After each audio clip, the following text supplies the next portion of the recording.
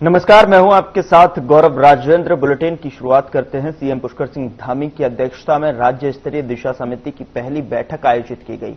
इस अवसर पर सीएम ने राज्य सरकार और केंद्र सरकार की विभिन्न महत्वाकांक्षी योजनाओं की प्रगति की गहन समीक्षा की। बैठक में कृषि, ग्रामीण विकास, शहरी विकास, स्वास्थ्य और शिक्षा, महिला एवं बाल विकास, रोजगार, सामाजिक सुरक्षा से जुड़ा हुआ, डिजिटल प्रौद्योगिकी, पर्यावरण एवं खेल से जुड़ी योजनाओं की कार्रवाई पर विस्तार से चर्चा की गई। वहीं सीएम ने अधिकारियों को निर्देश दिए कि योजनाओं के क्रियान्वयन में तेजी लाई जाए ताकि अधिक से अधिक लोग शीघ्र इसका लाभ प्राप्त कर सकें। सीएम ने बताया कि राज्य को देश के अग्रणी राज्यों की श्रेणी में लाने के लिए लगातार ठोस और सार्थक कदम उठाए जा रहे हैं और इसमें किसी प्रकार की शिथिलता स्वीकार्य नहीं होगी।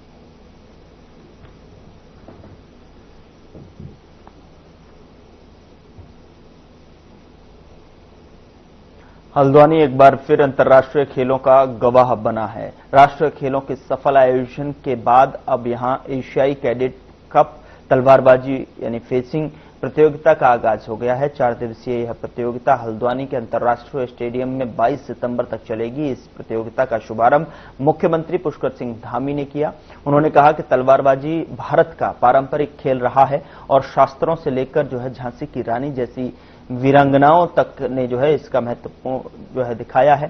सीएम ने कहा कि फेंसिंग अंतर्राष्ट्रीय पहचान बना रहा है और उत्तराखंड के खिलाड़ी भी देश विदेश में नाम रोशन कर रहे हैं। उन्होंने आयोजन के लिए भारतीय तलवारबाजी संघ और खेल विभाग को बधाई दी।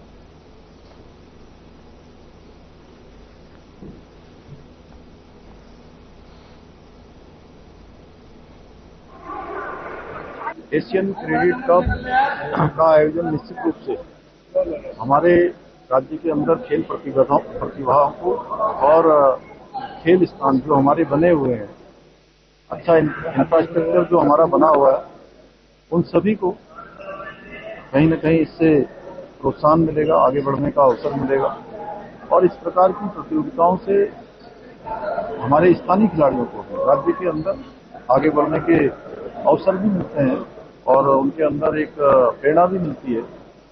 और हल्द्वानी में एशियन फेंसिंग का एक कप होना निश्चित रूप से यहाँ के सभी हमारे कारोबारियों को, होटल व्यवसायियों को, पर्यटन के क्षेत्र में काम करने वालों को, व्यापार वालों को, सभी प्रकार से उनके लिए भी एक बहुत बड़ा रोजगार का और उनके व्यापार का बड़ा माध्यम बनेगा।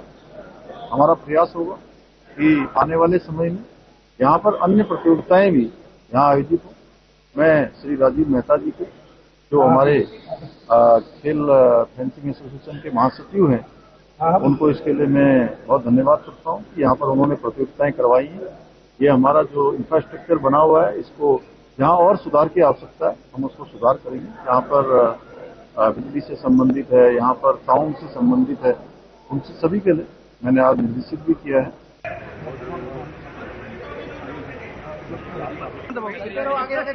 फोटो कैमरा तो बच्चों को पीछे। लगातार हो रही बारिश और आपदा की आशंका को देखते हुए मुख्यमंत्री पुष्कर सिंह धामी ने हल्द्वानी के सर्किट हाउस में कुमाऊं मंडल के सभी अधिकारियों के साथ समीक्षा बैठक की। तो वहीं बैठक में आपदा प्रबंधन की तैयारियों से लेकर राहत और बचाव कार्यों की रूपरेखा पर विस्तार से चर्चा की गई। जहां हल्द्वानी में आयोजित इस महत्वपूर्ण बैठक में मुख्यमंत्री धामी ने जिलाधिकारियों, पुलिस प्रशासन और आपदा प्रबंधन विभाग के अधिकारियों से आपदा की स्थिति में जल्दी और प्रभावी कार्रवाई सुनिश्चित करने के निर्देश दिए।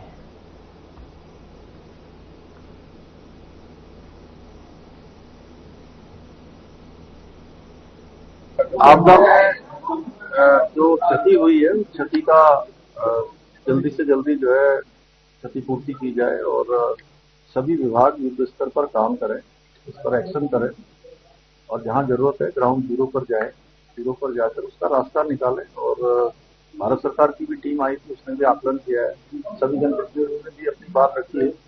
हमारा प्रयास है कि जल्दी से जल्दी सभी आपदा में जो नुकसान हुआ है उसको ठीक किया जाए, पुनर्निर्माण किया जाए। और बरसात आने वाली है, बरसात जाने वाली है, इसके जैसे ही हमारा मानसून का सीजन समाप्त होता है तो पैच वर्क और गड्ढा मुक्त का अभियान फिर से तेजी से चलाया जाए और नैनीताल जनपद में और पूरे कुमाऊं में जो सड़कें हैं उसको ठीक किया जाए। नैनीताल जनपद में विशेष कर से जो हमारा यहाँ पर भवाली का बाईपास है उसके प्रगति के बारे में भी समीक्षा हुई है।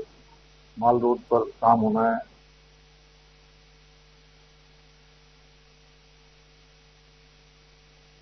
देहरादून के मालदेवता और सहस्त्रधारा क्षेत्र में बादल फटने से काफी नुकसान हुआ है। रायपुर और मसूरी विधानसभा क्षेत्र में जगह जगह सड़कें टूटी हुई हैं और आवागमन ठीक प्रभावित हुआ है। और आपको बता दें कि लोगों के घर, होटल और रिजॉर्ट मालवे में तब्दील हो गए हैं। रायपुर के विधायक उमेश शर्मा और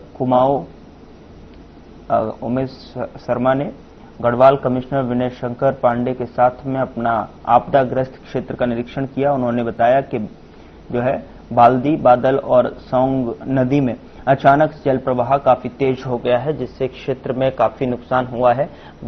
बादल क्षेत्रों में बरसाती नदियों में अपना स्वरूप भी बदल दिया है। 2 दिन पहले कैसी परिस्थितियां देखी और ये 2 दिन बाद आज हम इस मार्ग को खोलने के लिए अभी चाहे, लेकिन ट्रैफिक अभी हमने चालू कर दिया।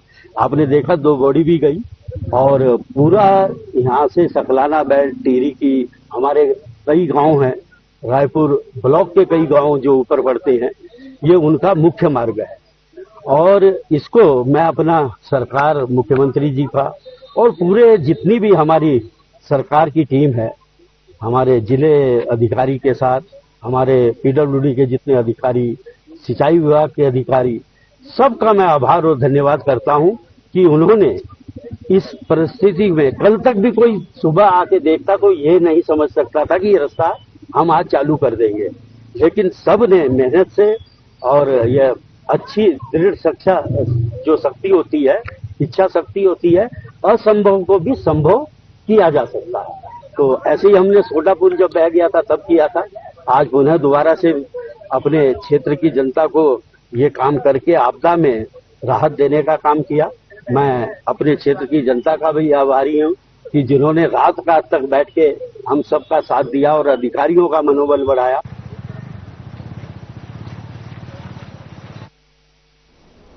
उत्तराखंड में पिछले कई दिनों से लगातार हो रही बारिश ने जो है प्रदेश के विभिन्न क्षेत्रों में जनजीवन अस्त व्यस्त हो गया है, तो वहीं राजधानी देहरादून में तमाम जगहों पर भारी बारिश के चलते काफी क्षति हुई है। हालांकि प्रशासन की ओर से प्रभावितों की सहायता करने के साथ साथ आपदाग्रस्त इलाकों में टूटी सड़कों को भी दुरुस्त करने का काम किया जा रहा है।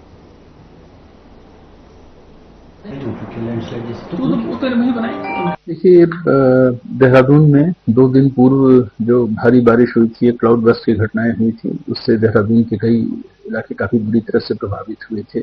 हमारी सभी टीमों ने बहुत ही अच्छा रिस्पांस दिया, बहुत जल्दी मौके पे लोग पहुंचे। और सबसे पहले तो माननीय मुख्यमंत्री जी ही, लेट नाइट की घटना हुई, मॉर्निंग में सबसे पहले माननीय मुख्यमंत्री जी मौके पर गए। वहां कई मार्ग हमारे बुरी तरह से प्रभावित थे। जैसा कि आप जानते हैं कि मालदेवता रायपुर रोड बड़ी इंपॉर्टेंट रोड है केसरवाला की, और वो करीब 200 से 225 मीटर टोटली वॉश आउट हो गई थी। पानी का करंट बहुत तेज था। माननीय मुख्यमंत्री जी ने पीडब्ल्यूडी के सभी वरिष्ठ अधिकारियों को, इरिगेशन डिपार्टमेंट को मौके पर ही बुलाया था। हम लोग भी मौके पर थे, डिस्ट्रिक्ट मजिस्ट्रेट, एसएसपी और क्षेत्र के माननीय विधायक जी भी थे। और उन्होंने ये निर्देशित किया था कि ये चूंकि लाइफलाइन है रोड, इसको अविलंब खोला जाए। और आज ये मुझे बताते हुए हर्ष हो रहा है कि 48 घंटे से भी कम समय में उस मार्ग को मोटरेबल कर दिया गया। मैंने स्वयं अपने वाहन के साथ वहां जाकर देखा और गाड़ियां वहां पर उनका आवागमन। हिमालय राज्यों में ग्लेशियर झीलें अक्सर आपदा का एक बड़ा कारण होती हैं, जिसका उदाहरण उत्तराखंड में भी देखने को मिल चुका है। तो वहीं इस मुद्दे को लेकर भारत सरकार गंभीर है, जिसके बाद सरकार ने पूरे देश में खतरनाक बन रहे ग्लेशियर के अध्ययन के लिए वैज्ञानिकों की टीम भेजी है। और जिनमें से एक टीम उत्तराखंड के पिथौरागढ़ में भी 2 ग्लेशियर के अध्ययन के लिए गई हैं, जिसमें भारत सरकार और वाडिया इंस्टीट्यूट के वैज्ञानिक भी शामिल हैं।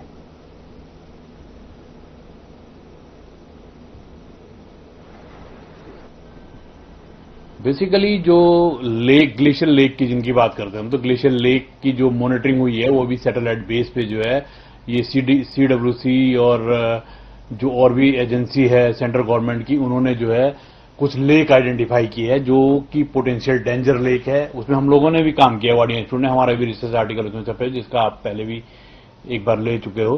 तो उन लेकों के बेसिस पे जो है उत्तराखंड डिजास्टर मैनेजमेंट जो भी यूएसडीए में जो है वो उन लेकों का फिजिकल सर्वेक्षण करने के लिए जा रहा है। फिजिकल मीन्स उसको देखने के लिए कि एक्चुअल में जो सैटेलाइट में दिखता है क्या वो ग्राउंड पे वही चीज है, उसकी सिचुएशन डेंजर है या ठीक है, जो भी वो करने के लिए। तो उसके लिए उनके काफी पैरामीटर सेट है जो वो लोग ज्यादा बेटर बता सकते हैं। उत्तराखंड में भारी बारिश का दौर लगातार जारी है। मौसम विभाग ने अभी अगले कई दिनों तक जो है प्रदेश में इसी तरह के मौसम रहने की चेतावनी जारी की है। बता दें कि आज भी प्रदेश के तमाम क्षेत्रों में मध्यम बारिश होने की संभावना है। मौसम निदेशक चंद्र सिंह तोमर ने कहा कि आगे भी इसी तरह का जो मौसम बना रहने की संभावना है। उन्होंने कहा कि मौसम विभाग की ओर से चेतावनी जारी होने पर आपदा प्रबंधन विभाग के साथ साथ शासन प्रशासन की ओर से लोगों को जागरूक करने के बावजूद भी तमाम लोग नदियों के किनारे पहुंच रहे हैं।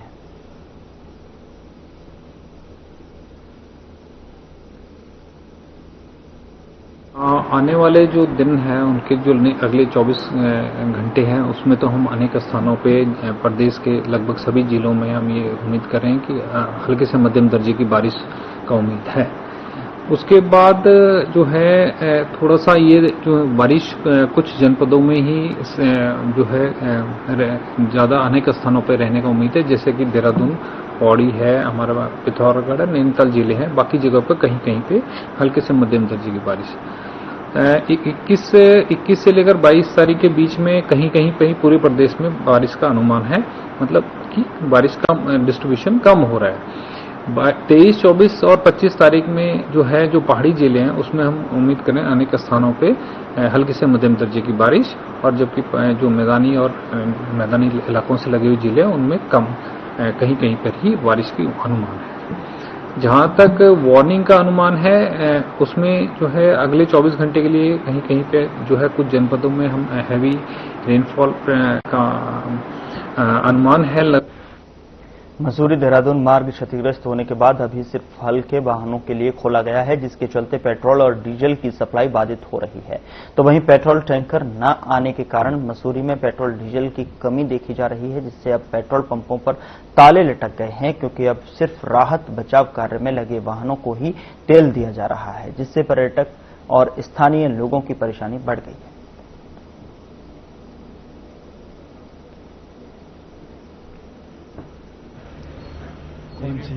हमने हमारे पास जो कि हमारा नॉर्मल रूटीन में भी काम रहता है कि हम अपने स्टॉक प्रचुर मात्रा में रखते हैं, अपने पास भरपूर स्टॉक रहता है। हमारे पास संडे तक बहुत बढ़िया स्टॉक था। मंडे को भी हमने भरपूर लोगों को, जितना भी लोगों को चाहिए था, हमने कोई रोक टोक नहीं करी। मंगलवार को हमने लोगों से कहा है कि उतना ही तेल लो जितनी आपकी जरूरत हो। मंगल तक तेल बांटा।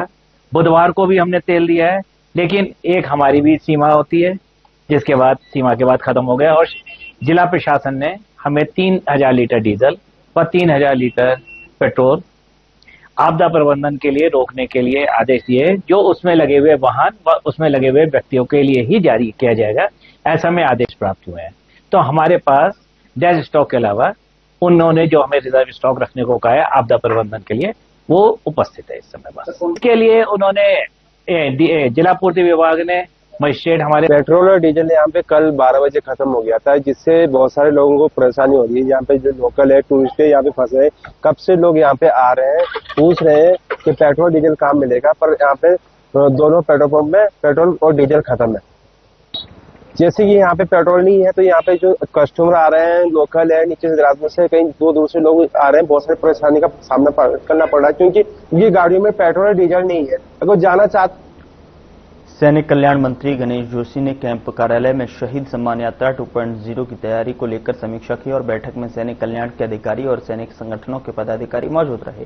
बता दें कि 22 सितंबर को देहरादून में यात्रा का आयोजन किया जाएगा। मंत्री गणेश जोशी ने विभाग के अधिकारियों को कार्यक्रम से संबंधित सभी जरूरी तैयारियां समय पर पूरी करने के निर्देश दिए हैं। गणेश जोशी ने कहा कि यात्रा में सीएम पुष्कर सिंह धामी भी उपस्थित रहेंगे।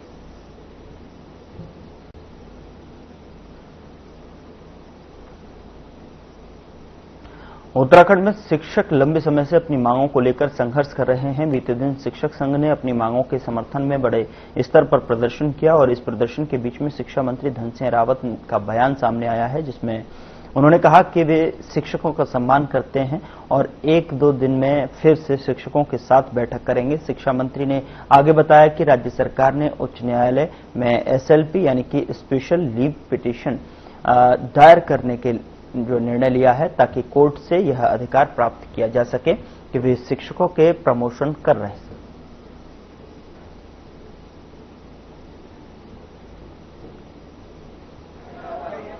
हमेशा शिक्षकों का सम्मान करता हूँ और हमेशा मैं उनके साथ संवाद में रखता हूँ। कल या परसों फिर मैं शिक्षक संगठनों के साथ फिर बैठ रहा हूँ। आप सब जानते हैं कि ये मामला जो है कोर्ट में विचाराधीन। कल मैंने अपने माननीय CSC साहब के साथ भी, महाधिवक्ता के साथ में भी, अपने लॉ सचिव के साथ में भी और अपने शिक्षा विभाग के सभी अधिकारियों के साथ बैठक की।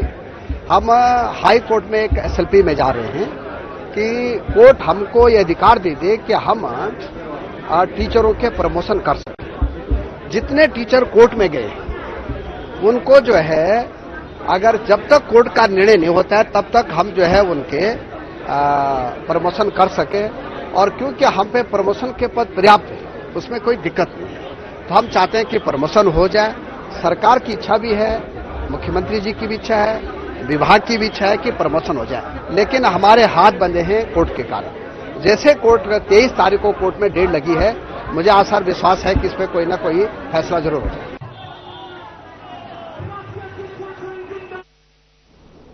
यहां रुक रहे एक छोटे से ब्रेक के लिए। ब्रेक के उस पार खबरों का सिलसिला लगातार जारी है।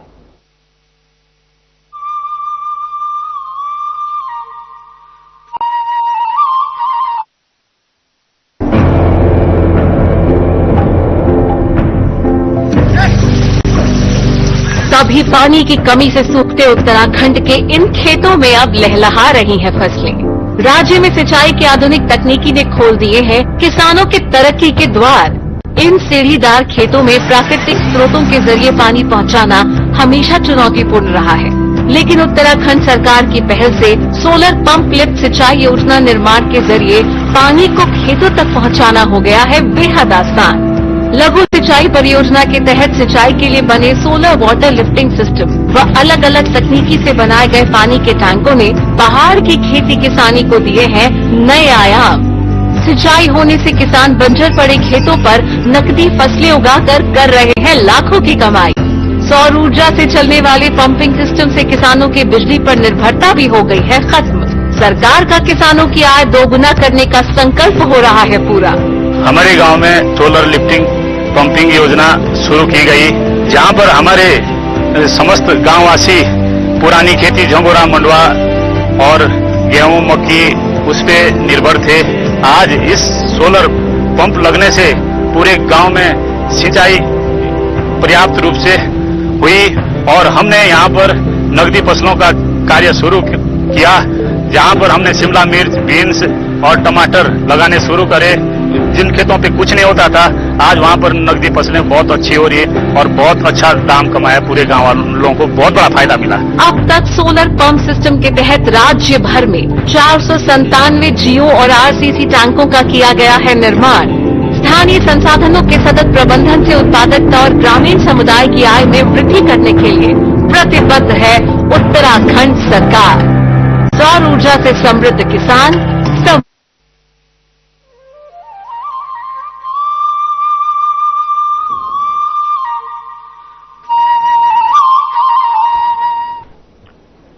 ब्रेक के बाद स्वागत है आपका। खबरों में आगे बढ़ते हैं। बीजेपी प्रदेश अध्यक्ष और राज्यसभा सांसद महेंद्र भट्ट ने मतदाता सूची शुद्धिकरण अभियान को लेकर बयान दिया है और इस दौरान उन्होंने कहा कि भारत निर्वाचन आयोग द्वारा बिहार में चलाए जा रहे इस अभियान का पार्टी पूर्ण रूप से समर्थन करती है और इस अभियान के तहत न केवल बिहार में बल्कि पूरे देश में जो है होने वाले चुनावों में न कोई मतदाता छूटेगा, न ही कोई गलत मतदाता सूची में शामिल होगा। साथ ही महेंद्र भट्ट ने कहा कि बीजेपी हमेशा पारदर्शिता और निष्पक्ष चुनाव के पक्ष में रही है और इस अभियान से लोकतंत्र मजबूत होगा।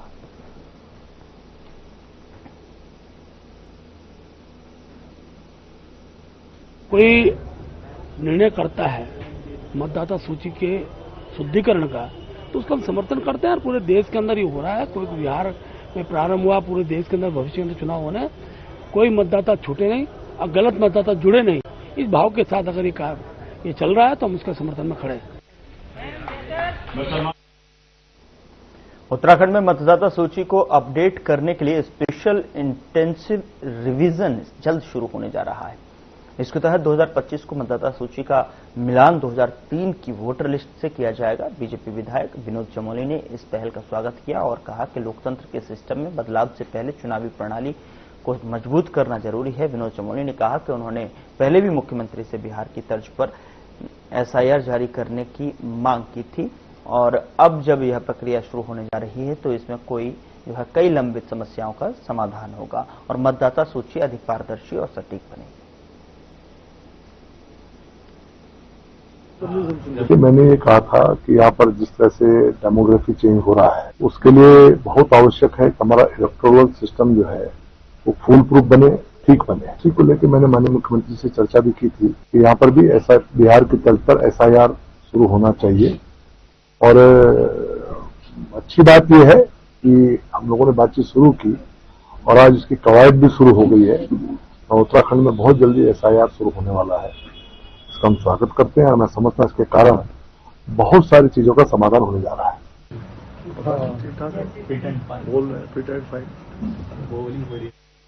उत्तराखंड भाजपा की प्रदेश कार्यकारिणी की सूची जारी हो चुकी है जिसमें मुख्यमंत्री पुष्कर सिंह धामी की छाप देखने को मिलेगी। और आपको बता दें कि हरिद्वार से भी कई नेताओं को प्रदेश कार्यकारिणी में स्थान मिला है। राज्य मंत्री सुनील सैनी के नेतृत्व में ओबीसी समाज के नेताओं द्वारा हरिद्वार से प्रदेश कार्यकारिणी में स्थान मिलने वाले नेताओं का फूलमालाओं के साथ जिला मुख्यालय में स्वागत किया गया। भाजपा 2027 विधानसभा चुनाव में ओबीसी फैक्टर मजबूत करने के लिए काम कर रही है। वहीं संगठन में भी ओबीसी समाज का वर्चस्व साफ दिखाई पड़ रहा है।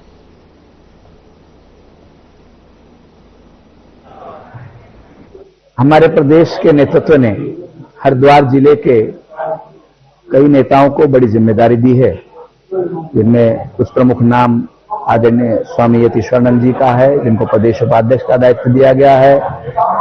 आदरणीय राकेश गिरी जी का है, जिनको प्रदेश उपाध्यक्ष का दायित्व दिया गया है। हमारे अनीश गौर जी हैं, प्रदेश अध्यक्ष अल्पसंख्यक मोर्चा बनाया गया है। विकास तिवारी जी हैं, उनको मीडिया में सह प्रभारी का दायित्व दिया गया है। हमारे सचिन अग्रवाल जी हैं, उनको हमारे संयोजक बनाया गया है। तो ऐसे सभी नेताओं को समायोजित किया है। हम इसके लिए धन्यवाद करते हैं हमारे प्रदेश नेतृत्व का और उसी दृष्टि से आज उन सभी लोगों का यहाँ जिला कार्यालय पर ओबीसी मोर्चा द्वारा स्वागत कार्यक्रम रखा गया था। सरकार को लगातार अपने बयानों में घेर रहे कांग्रेस नेता हरक सिंह रावत को लेकर वरिष्ठ कांग्रेसी नेता गुड्डू सिंह चौहान का बयान सामने आया है। गुड्डू सिंह चौहान ने मीडिया को दिए अपने एक बयान में कहा कि कांग्रेस नेता हरक सिंह रावत ने कांग्रेस के अंदर नई ऊर्जा और अलख जगाने का काम किया है। उनके आरोपों को खुद मुख्यमंत्री गंभीरता से ले रहे हैं।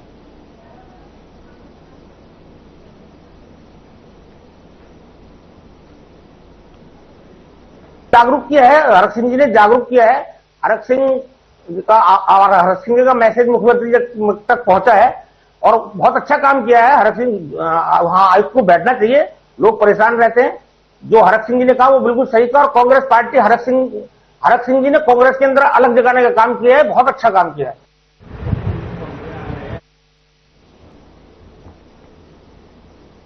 फिलहाल बुलेटिन में इतना ही। नमस्कार।